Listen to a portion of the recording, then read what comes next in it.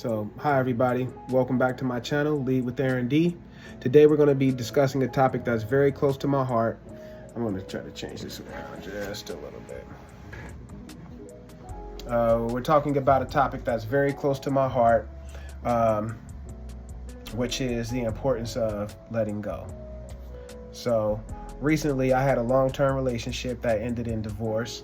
That experience really made me realize how important it is to learn the art of letting go.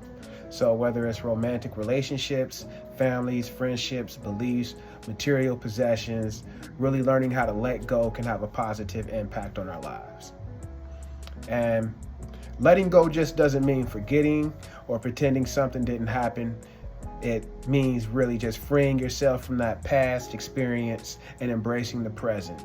So it's accepting things for how they are now, not how you hope they would be. It's about finding peace, like I like to say, peace with the pain, and creating spaces for new opportunities. And if I do scroll, it's me just looking for my notes. So the problem with not letting go is that holding on to things that no longer serve us can lead to all sorts of problems. So I've experienced anxiety, depression, headaches, loss of appetite, wasted time and energy. Yeah, pretty much those things and more. Who knows what else more, but a lot of things. And basically, those thoughts and feelings can manifest in these different areas of our lives. So romantic relationships, you could find yourself obsessing over past moments where you're thinking like, what could I have done differently? Wishing you could have basically acted differently. But holding on to those memories can basically prevent you from moving on to and also maybe finding new love. It's pretty much like carrying a backpack filled with regret and longing and desires for something that just didn't happen. And it can be very detrimental to developing new relationships. So that's where a lot of people say, don't bring your baggage into a new relationship, or don't come in there with extra baggage. A lot of times you can find yourself projecting things onto that new person from a previous experience, but that new person hasn't actually showed or displayed those behaviors. So it's really kind of unfair. So that's kind of how some of those things can manifest in a romantic relationship. Friends and families, the same. You may have an argument. You may say things that you regret. And pretty much that can lead to isolation, loneliness, to where, they may build a wall or we may build a wall to protect ourselves from being hurt even more. Another thing is our beliefs. So a lot of people have their strong beliefs, which, you got to respect other people's values and their beliefs, but clinging on to those beliefs can limit our growth. So, you want to make sure that you, how would I say, it's like kind of being stuck in a room with closed windows, unable to see the world outside. So, being that our beliefs shape our reality, it can close us off to new perspectives and opportunities for growth. So just, again, having those limited type of mindsets. Also material possessions, having those limited beliefs or hoarding or holding on to things that may be sentimental to you. It can basically create like a physical and mental clutter. Holding on to things just in case can trap us in the past and also make it hard for us to embrace the future.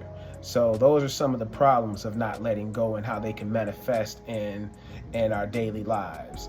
But the thing is, there are benefits to letting go.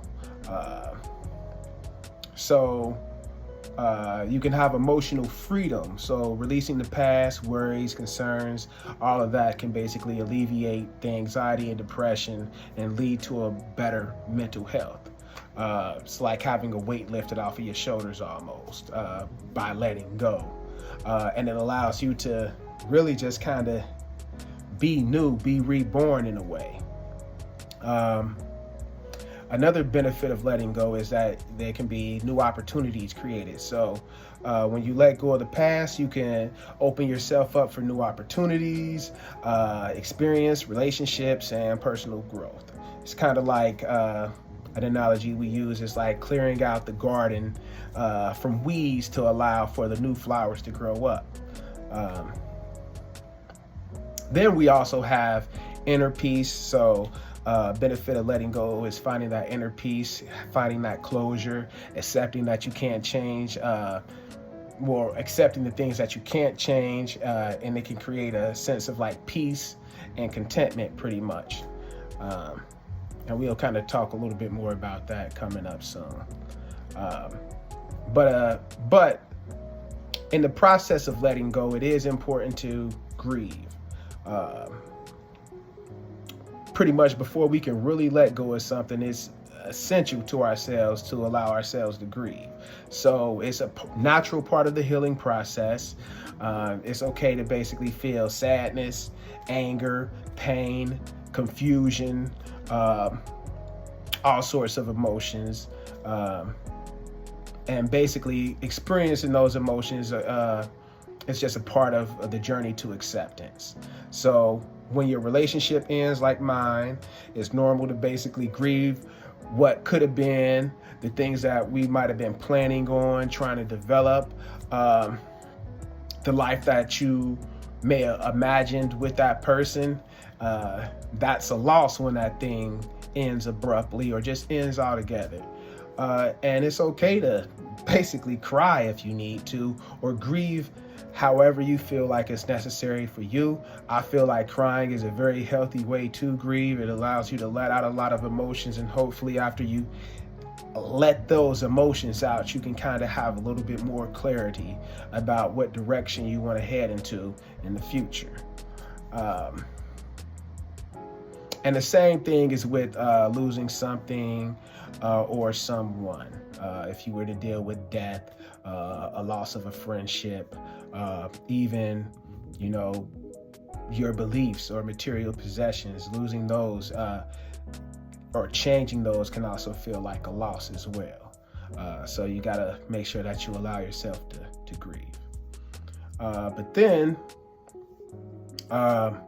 with letting go, there are certain tools and resources that you can use to help you in your personal journey.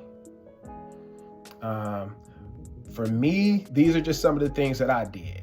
Journaling, and I'm not a big journal person, even though I do understand the importance of journaling.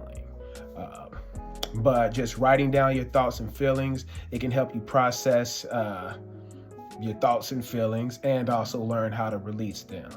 It's pretty much like having a conversation with yourself, where you can be completely honest with yourself and vulnerable without fear of judgment. In addition to writing down your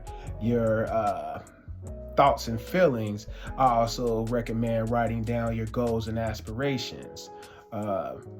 Setting the goals can kind of give you things you want to focus on to improve your overall just mental state of being. For me, it helped me out a lot just knowing where I wanted to go, what things I wanted to accomplish. Just help give a sense of worth and value, maybe during some trying times. Another tool for letting go is to exercise. So just physical activity relieves stress. It clears your mind. It could be a walk, a run. It can be hitting the gym. It can be Pilates, which is something new that I actually enjoy. Well, not something new for me, but I do enjoy it. Just anything to kind of get your mind off of all the extra, and it kind of brings you back to yourself and being present. So I definitely recommend exercise as a way to practice the art of letting go. You also have meditation. So meditation, mindfulness kind of helps you focus on the present and release the past. So I would recommend just kind of Googling meditation. If you're not too familiar with it, you can find books on that. You can find a lot of videos online that may kind of show you how to do that. With meditation, I also recommend that you the way that I would recommend going about it would be for you to focus on kind of what you want. So, and visualize it. So when you're going through loss, you may again feel those emotions where you're sad, you're depressed, you may have anxiety.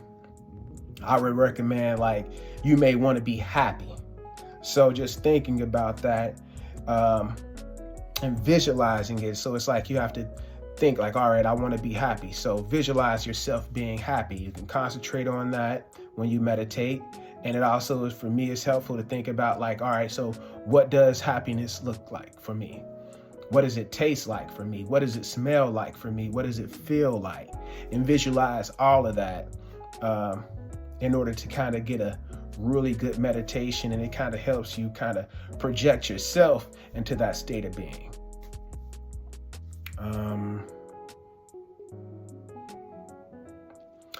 Also, in addition, like I mentioned, with meditation, searching for videos, just YouTube videos or any other videos that you may come across online, it may be beneficial for you to kind of search for what you're looking for, what you're going through. There's so many videos out there that I know are out there to help people on their journey. I'll have to look up the videos that I actually use personally, which I felt like were really helpful in my healing journey. And I'm still in that process of healing, but may be able to help you guys out and kind of give you guys some direction or insight into, you know, that whole process and how to cope and deal with that. Family and friends, of course. Lean on your loved ones. They're there for support for you. You can share your struggles with your friends and your family. And sometimes they can provide new insights into maybe the things that you're going through. It's nice to have a friend in need, or you know, a friend to be there when you need that friend to be there. I've definitely had people in my corner rooting for me, supporting me in my darkest moments. Throughout that whole endeavor, which I really can't express how much I appreciate them. But I just hope that if ever they need me, I can just return that same love and support for them. Meeting new people, starting new relationships. And when I say relationships, I don't just mean romantic relationships, friendships mainly, but romantic relationships as well. But just developing new relationships with people, it reminds you that, you know, there's always new experiences to be had, new connections, just a lot of new things out there for you to be made and experiences to be had. I would say another tool for letting go is to, and this is just my opinion, but accepting your actions. And not just accepting your actions, it's also taking responsibility. So it's like, all right, a lot of times, you know, we know that we're not perfect, but a lot of us try to hide from the things that make us feel shameful. We don't want to be held accountable for those things which we may have done that we're not proud of, or things that may, I guess, damage our character. But the thing about it is, like, you know, nobody's perfect. Sometimes we do things that are messed up, things that we're not proud of. Sometimes we don't make the best decisions, and you know what? It happens. Hopefully, you know, it's okay. But sometimes, you know, we do mess up, and there's nothing that can be done about it to make the past better. But we can take ownership of our actions, responsibility. If we're able to, we can apologize to maybe the other person or party that maybe feel wronged. But I feel like, you know, accepting our actions, taking responsibility, it also shows growth and development with yourself, because it allows you to more pour into yourself also to know that, you know, I did mess up, but you know, I'm willing to step up and take ownership of it, try to make it right, even though everything can't always be fixed. But, you know, it shows that you love yourself, in my opinion, enough to acknowledge that and also accept it. And learning to love yourself, we'll probably do a whole, well, I know we'll do another video on that, because it's definitely been a challenge for me with just learning to love yourself and not even recognize it, almost being ignorant to the fact, thinking that you love yourself, but not really knowing how to correctly love yourself. But again, that's another video. On a personal note, I want to say during this journey, I rely heavily on smoking weed, marijuana, in order for me to cope. I think it offered temporary relief, and I enjoyed smoking. I probably still enjoy smoking, even though I don't smoke right now. It offered temporary relief. I feel like it's important to recognize that even though it may offer that temporary relief, it can possibly be a cover-up for maybe other issues, or a way to kind of cover up those emotions, or maybe not care about those emotions, and in a way you're not really dealing with your issues head on. You're dealing with it in a more roundabout way that may be, like they say with medicines, it maybe just covers up the symptoms, but it doesn't really heal the problem. So, and I guess, yeah, I was smoking medicinal marijuana as well. So yeah, I mean, that's all falls into line. But I think with smoking marijuana, it can prevent you from really healing and moving on. So it's important to really be honest with yourselves and your healing journey. And if necessary, seek other alternatives that may work for you. But if again, with the grieving process, if that's what you need in that time being, then I recommend taking full advantage of, you know, smoking, if that's what you need, marijuana. Hopefully you don't not doing harder stuff, and maybe if you're moving on to harder things, then, you know, there are other resources out there that can kind of help out with maybe drug addictions. And I understand, not judging, just saying, you know, there's help, and, you know, once you get that addressed, you can keep on working on your healing journey. I think I pretty much mentioned that. That marijuana provided a temporary escape for me. It made it hard for me to really see and confront my true feelings. And then I did realize that it wasn't a sustainable solution. And whenever I did quit, you know, those concerns, worries, issues, fears would come rushing right back, headaches. And over time, I did realize that I needed to face my emotions head on, really, no matter how painful or how uncomfortable they made me feel. As far as resources for letting go, there are tons of resources available: books, apps, support groups, therapy, and more, etc. I would just recommend, you know, you find what works for you. You know, explore the things out there that may be readily, easily available, and then kind of go from there, and whatever works for you. I think I'll talk about also in another video, maybe some resources for trouble with sleeping, because I know also during the process of just kind of dealing with those things that may have ended, or some type of loss, it can be difficult for someone to sleep, or you may sleep at the wrong time, but you can't sleep at night, and then your brain's just racing. So in another video, we'll also talk about some of the tools and resources you can use to kind of help you out with sleeping and going to sleep, and also the healing process while you're sleeping. So in conclusion, remember that letting go is a process. It's okay to take your time. Sometimes we need to grieve and accept what we're holding on to before we can release it. Be gentle with yourself. Letting go doesn't mean you're weak. It means that you're strong enough to embrace change and open yourself up to new possibilities. It's a journey that requires courage. And when it's done with true intentions, your reward will be love. And I feel like that's love for the future, love for the present, and love for the past. So I hope this video has inspired you to consider ways that you can let go and also embrace the freedom that it brings. If you found this video helpful, please like, share, support, subscribe to Lead with Aaron D. And let's see where this community goes. Thank you for watching. Until the next video, take care of yourself and keep moving forward.